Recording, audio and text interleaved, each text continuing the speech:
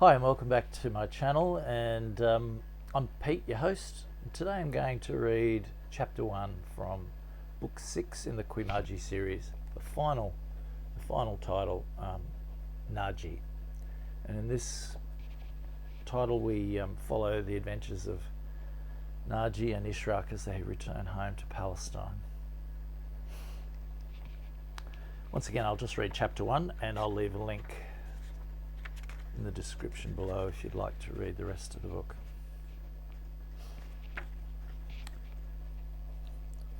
Red sky in the morning, sailor's warning. The old saying passed through Ishraq's mind as he witnessed the blood-red dawn rising over the ocean to the east, where his homeland lay. Greece lay to the north and the Mediterranean Sea to the south as they sailed east for the Levante and the port of Acca. The sea had already been transformed from the sparkling blue waters of the Aegean along the Italian coast to ominous, windswept leaden grey as they entered the Ionian Sea. Ishraq frowned. This was never a good place to encounter bad weather, he thought, and he prayed for safe passage through the Greek Isles.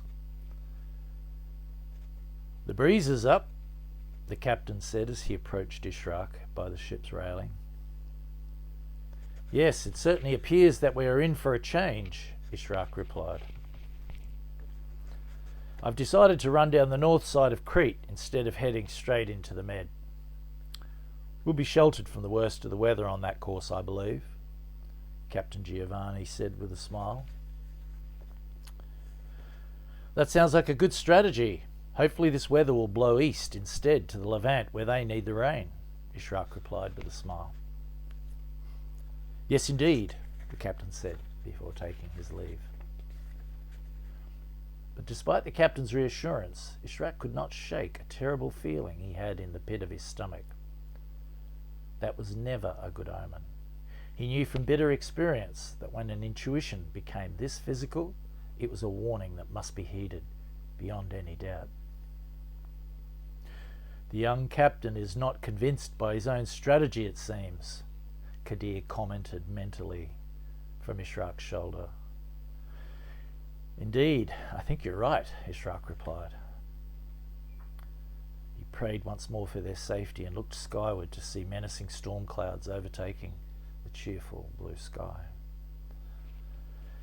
Ishraq shuddered involuntarily and decided it would be good to wake Najih and grab a cloak as it was turning cold. In the time that Ishraq was below deck, the situation had changed noticeably.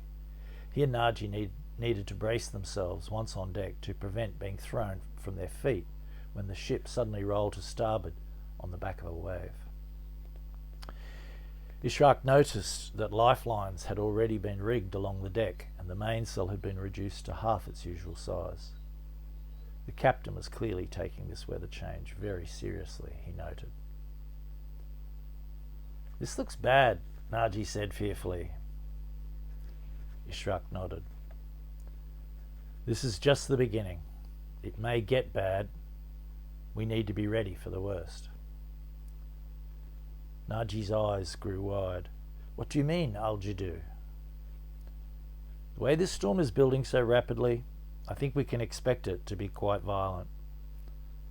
There are many islands and reefs ahead as we pass by Greece."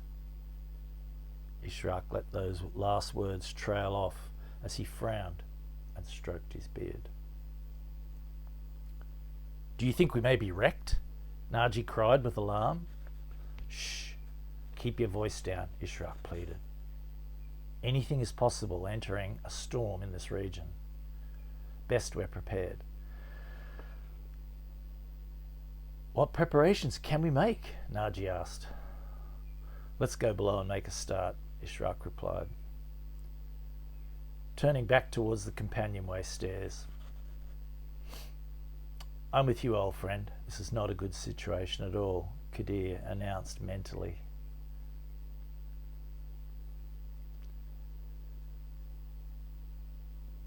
Gubbio, Italy. "I hope it's a fruitful time for you, my son," Lucida said as she kissed Milo's cheek. "Grazie, mother." "I hope so too," Milo replied. Are you sure you can find the hermitage? She asked.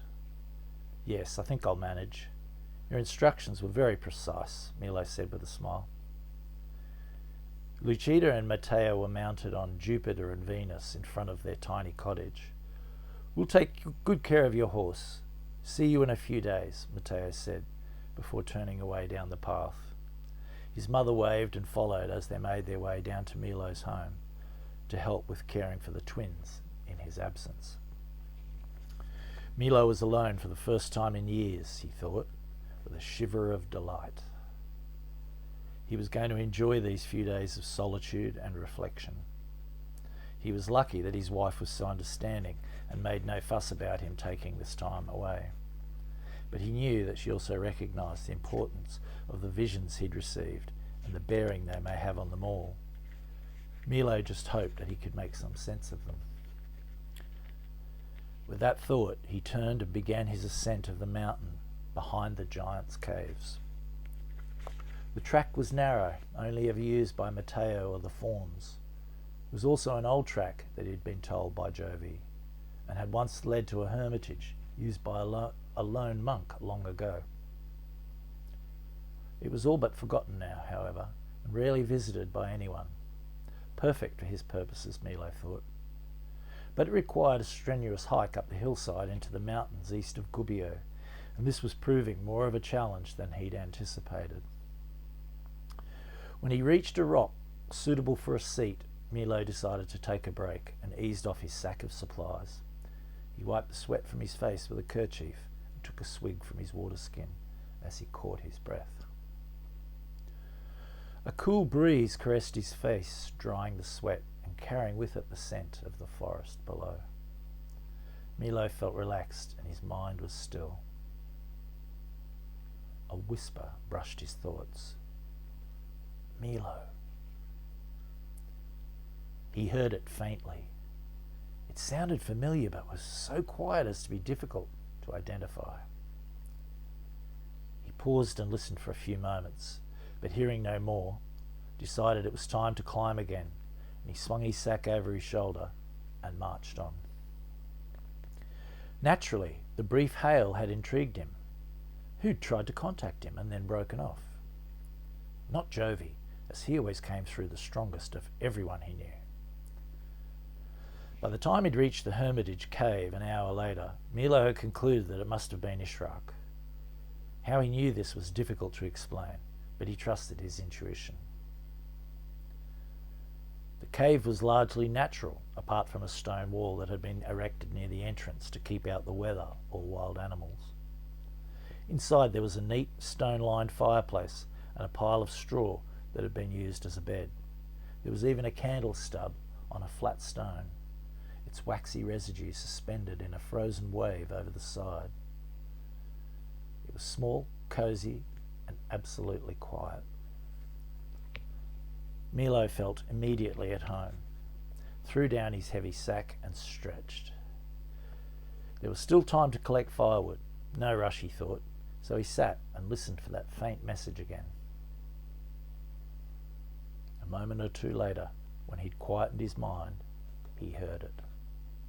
This time, he was certain it was Ishraq. Milo! Storm! North by...